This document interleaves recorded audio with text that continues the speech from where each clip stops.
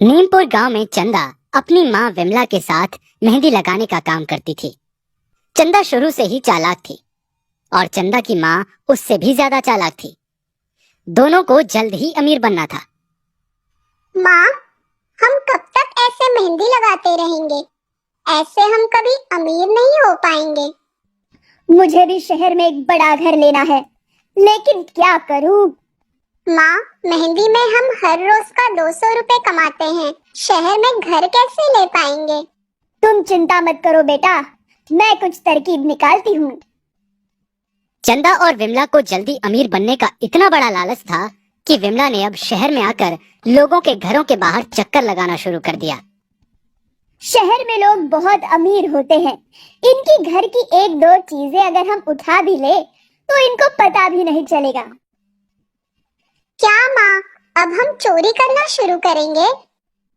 हाँ, अगर जल्दी अमीर बनना है तो हमें यही करना पड़ेगा। चंदा और विमला लोगों के घरों के बाहर चक्कर लगाने लगे और लोगों की कीमती चीजों पर नजर रखने लगे। एक दिन विमला को पता चलता है कि इस घर में सोने के कप हैं। ये जो सामने घर देख रही हो, उस घर में लोग सोने के कप में चाय पीते हैं। सोचो, अगर हमने एक कप भी चुरा लिया तो हम लखपति बन जाएंगे। तो देर किस बात की माँ, हम लोग अभी जाकर कप चुरा लेते हैं। तुम मूर्ख की बच्ची हो और मूर्ख ही रहोगी। हमें पूरी सूझबूझ से घर के अंदर घुसना होगा। विमला घर के अंदर घुसने की तरकीबें सोचने लगती है। तभी उसे एक तरकीब सूझ जाती है। वो घर के दरवाजे पर खड़ी होकर बैल बजाती है और घर की मालकिन सारा बेन बाहर निकल कर आती है। क्या चाहिए आप लोगों को? दीदी, हम गांव से आए हैं और छोटा मोटा काम ढूंढ रहे हैं। क्या हमें कोई काम मिल सकता है? अभी तो तुम्हारे लिए मेरे पास कोई काम नहीं है। मेरी बेटी की शादी होने वाली है, तब शायद मुझे तुम्हारी जरूरत पड़ जाए। दीदी, हम बहुत अच्छी मेहंदी लगा लेते हैं और आपकी बेटी की मेहंदी तो हम फ्री में लगा देंगे। बस आप हमें एक मौका देकर देखिए। ठीक है, तो तुम अगले हफ्ते आ जाना। अच्छा दीदी, अब क्या तब तक हम आपके घर में थोड़ा बहुत काम कर सकते हैं? आप हमें पैसे मत देना, बस हमें थोड़ा बहुत खाने के लिए दे देना। सारा बेन विमला की बातों में आ जाती है और विमला और चंदा को अपने घर में रहने की इजाजत दे देती है। विमला, एक कप चाय तो बना दो जरा। दीदी, बस थोड़ी देर रुकिए, अभी बना कर लाती हूँ।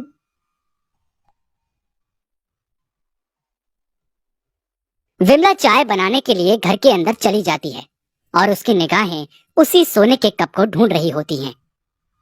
मुझे वो सोने का कप क्यों नहीं दिखाई दे रहा? विमला चाय बनाती है और चाय के अंदर एक नशीला पदार्थ डाल देती है। सारा बेन ये चाय पीते ही लुढ़क जाएगी और यही मौका होगा जब मैं वो कप चुरा लूंगी। विमला चाय बनाकर लाती है और टेबल के सामने रख देती है। सारा उस वक्त न्यूज़पेपर पढ़ रही होती है और बिना ध्यान दिए चाय पीने लगती है और थोड़ी देर बाद ही बेहोश होकर गिर जाती है। चंदा कहाँ मर गई? जल्दी से आ, हमारे पास ज्यादा टाइम नहीं है। थोड़ी देर में उस चुड़ैल को होश आ जाएगा। हमें जल्द से जल्द सोने का कप ढूंढना होगा। चंदा और विमला दोनों ही कप ढूंढने के लिए पूरे घर में छानबीन करने लगते हैं। तभी एक तिजोरी के अंदर उसे वो सोने के कप दिखाई देते हैं। देखो, ये सोने का कप है। जल्दी से सोने के कप को इस बैग में रख लो। चंदा और विमला सोने के कप को लेकर दहलीज पार करती हैं। तभी दहलीज पर जोर से आग लग जाती है। ये देखकर चंदा और विमला चौंक कर वहीं रुक जाते हैं। ये क्या हुआ माँ? ये अचानक से दहलीज पर आग कैसे लग गई? अब हम बाहर कैसे निकल कर जाएंगे? ये तो मुझे भी नहीं पता। अगर हम यहाँ से नहीं निकले तो फंस जाएंगे और आग को पार करके गए तो जलकर मर जाएंगे।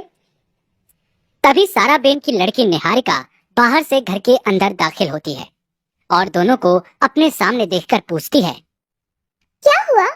आप लोग इतने घबराए हुए क्यों हो? निहारिका के आते ही दहलीज की आग बुझ गई है। ये देखकर विमला समझ जाती है कि जरूर इस कप में कोई जादुई शक्ति है। मुझे इस कप को इस लड़की की सहायता से ही बाहर निकालना होगा।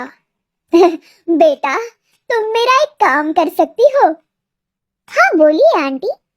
एक भिखारी बहुत देर से घर के बाहर खड़ा हुआ था। शायद उसे भूख लगी थी और कपड़े चाहिए थे। मैंने इस बैग में उसके लिए कुछ खाना और कपड़े रखे हैं। क्या तुम ये बैग घर के बाहर रख दोगी? जब वो आएगा तो अपने आप ले लेगा। ठीक है आंटी, मैं बैग घर के बाहर रख देती हूँ। निहारिका विमला के हाथ से बैग लेती है और उसे घर के बाहर रख देती है। निहारिका अंदर अपने रूम में आ जाती है। उसे इस बात की भनक भी नहीं होती कि उसकी माँ दूसरे कमरे में बेहोश पड़ी है। विमला और चंदा मौका देखकर बाहर निकल जाती हैं। देखी मेरी चालाकी, कैसे उसकी बेटी को बेवकूफ बनाकर उसी के हाथ से सोने के कप बाहर निकाल लाई। माँ, आप तो बहुत होशियार हो। अब जल्दी से सुनार की दुकान पर जाकर इसे बेच देते हैं और उन पैसों से घर खरीद लेते हैं। विमला ने सोने की पोटली को अपनी बगल में दबाया हुआ था। वो बहुत चौकन्ना होकर चली जा रही थी। तभी रास्ते में उसके पीछे कुछ चोर लग जाते हैं। लगता है इस पोटली में कुछ माल है, तभी ये औरत इतनी सावधानी से चल रही है। चलो अपना काम करते हैं फिर। दोनों चोर विमला और चंदा के पीछे पीछे चलने लगते हैं। कुछ देर बाद विमला को एहसास होता है। ये लड़के तेरा पीछा कर रहे हैं क्या?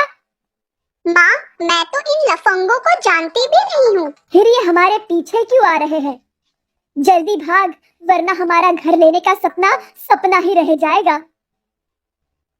विमला और चंदा जोर जोर से चलने लगती हैं। तभी एक चोर पीछे से चंदा का हाथ पकड़ लेता है। छोड़ो, छोड़ो मेरा हाथ। पहले अपनी माँ को बोलो कि पोटली में जो है वो हमें दे दो। पोटली में कुछ नहीं है। खोल कर दिखाओ। मैं क्यों खोल कर दिखाऊं? तुम क्या कर लोगे? अभी बताता हूँ मैं क्या कर लूंगा। चोर पोटली को विमला से छीनने लगता है। विमला अपना पूरा जोर लगाती है और बहुत जोर से छीना झपटी होने लगती है। तभी अंदर से कुछ टूटने की आवाज आती है।